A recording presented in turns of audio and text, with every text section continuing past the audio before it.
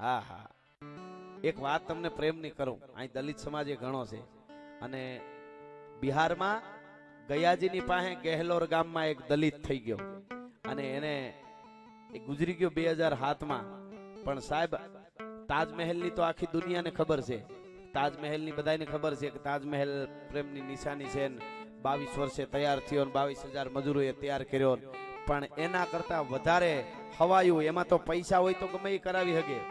પણ સાહેબ, ગહેલોર ગામ, ફરતા ડુંગરા, વચમાં નાનું નેહડા જેવું ગામ, ડુંગરા મોટા મોટા પહાડની હારમાળા હતી અને એની વચ્ચે નાનકડું ગામ. અને ગામના ડુંગરા ફરી ફરી ફરીને ગામડે રસ્તો જાય ને, જે બાજુનું ગામ તાલુકો નાનકડો હતો, અહીંયા અહીંથી જેમ ઉના જવું હોય તો 70 થી 80 કિલોમીટર થતું હતું. આડો એવો પહાડ હતો, હાર પહાડ નહીં, 80 કિલોમીટર થતું હતું. અને એમાં એ પરણીને આવ્યો દલિત, એનું નામ હતું દશરથ માંજી. એની પત્નીને બહુ ચાહતો હતો, સુખેથી રહેતા હતા, નાનું ઝૂંપડું હતું. બનેલી જ ઘટના છે આ, જેવી તેવી વાત નથી મિત્રો. આ ઘટના, અને સુખેથી બે માણસ રહેતા હતા. લાકડા કાપી આવે પહાડમાં ડુંગરમાં ક્યાંકથી જઈ બે માણસ, અને પછી લાકડા વેચી આવે ને એમાંથી એનું ઘર ચાલે. અને એમાં બપોરને ટાણે ભાત લઈ એક પાણીની આવડી દેગડી ભરી, અને એની ઘરવાળી, એનું નામ ફાલ્ગુની હતું, ઈ પાણી ભરી અને એની ઘરવાળી જાય દલિતની, આદિવાસી માણસ, દલિત માણસ, અને એની ઘરવાળી પાણી ભરી અને જાય.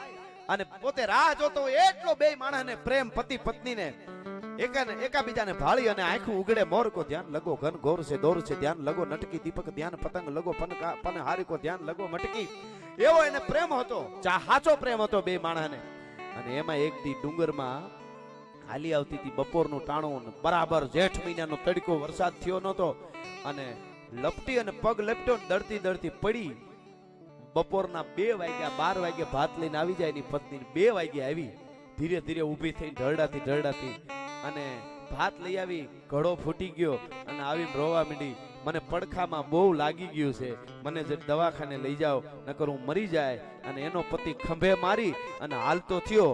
હજી થોડા કિલોમીટર હાલ્યો તો એની પત્નીનું અવસાન થયું. હકીકત કહું છું મિત્રો, સમગ્ર ભારત ગૌરવ લઈ શકે. તાજમહેલના દર્શન કર્યા પહેલા અહીંયા જવું જોઈએ. કોઈ માણસને તાજમહેલ જોવો હોય તો સાંભળજો આ વાત. અને ઈ દલિત દશરથ માંજી, એની પત્ની ગુજરી ગઈ, એની જે અંતિમ વિધિ હતી બધી થઈ ગઈ. બધા ગામને એમ થયું કે આ ગાંડો થઈ ગયો લાગે છે. અને પોતાની દીકરીને દીકરો હતા, એને પોતે મજૂરી કરવા જાય 5 કલાક. 5 કલાક મજૂરીએથી આવે, એના 2 છોકરાનું પોતાનું ખાવાનું થાય. અને પછીનો સમય, બકરી હતી, બકરી 1-2 એને વેચી અને એનો એક ઘણ લીધો, એક સીણી લીધી. બનેલી ઘટના કહું છું. અને જે ડુંગરમાંથી સીધો ડુંગર કાપાઈ જાય ને તો 3 જ કિલોમીટર ખાલી આ ડુંગર આડો કેળો, 3 જ કિલોમીટર. અને સામું ગામ 7 કિલોમીટરમાં ગામ આવી જાય. ડુંગર ખાલી 3 કિલોમીટર આપથી ઓલી બાજુ થાય, ધારું બધું થઈ. પણ મેન ડુંગર કાપવાનો જે હતો એ અમુક ફૂટ જ હતો, અમુક મોટો ઊંચો બહુ હતો. પણ એ ફરીને કેળો 80 કિલોમીટર ફરીને જવાય. એટલે એની પત્ની ગુજરી ગઈ અને એ બકરા વેચી, ઘણ લઈ, સીણીને ઘણ લીધા. અને એને એમ કીધું કે આણે કેટલાયના માટલા ફોડી નાખ્યા છે, ના ડુંગરાએ કેટલાયના, જેને કહેવાય જીવતર ઝેર કરી નાખ્યા છે, અને ડુંગરાએ કેટલાના માટલા ફોડ્યા છે. પણ હવે તને નો ફોડી બતાવું તો ભારતનો બેટોડો નહીં, આ દેશની ધરતીનો દલિત નહીં, આદિવાસી નહીં. અને વળગો મિત્રો, કોક દી જોજો તમે, આ બધું નેટમાં મળે છે. અને વળગો ઈ ગાંડો કહેતું તું, આખું ગામ આજુબાજુના જોવા આવતા હતા કે આને પત્ની ગુજરી ગઈ, ના ગાંડો થયો. અને વળગો ડુંગર માથે, હાજ હવા રાતની 2-3 કલાક હુએ ખાલી. વૈશમાં 5 કલાક મજૂરીએ જવું પડે, નકર છોકરાને પોતે ખાય હું. અને ગુડ્યું, આપણે સિમેન્ટની ગુડ્યું આવે ને ખોળની, એ ગુડ્યું ના એના કપડા પહેર લેતો, માથે એવી ટોપી. દશરથ માંજી ઘણ સીલી લઈને વળગો મિત્રો. 1 દી, 2 દી, 5 દી, 15 દી મહિનામાં આવશે તમને.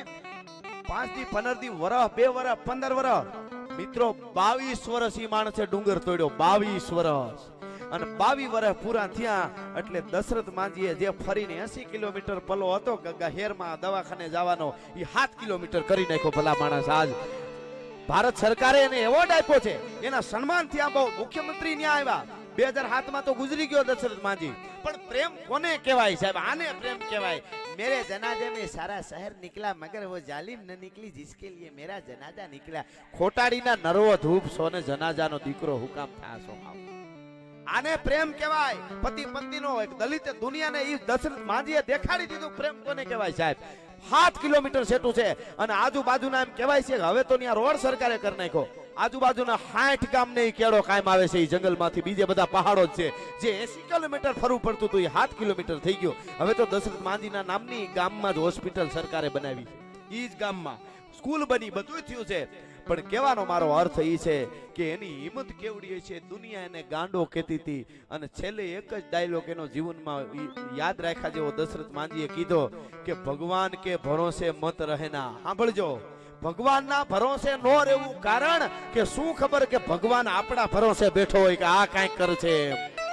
આ એક દલિતનો એક આ ડાયલોગ છે કે ભગવાન કે ભરોસે મત રહેના. क्या पता भगवान हमारे भरोसे बैठा हो.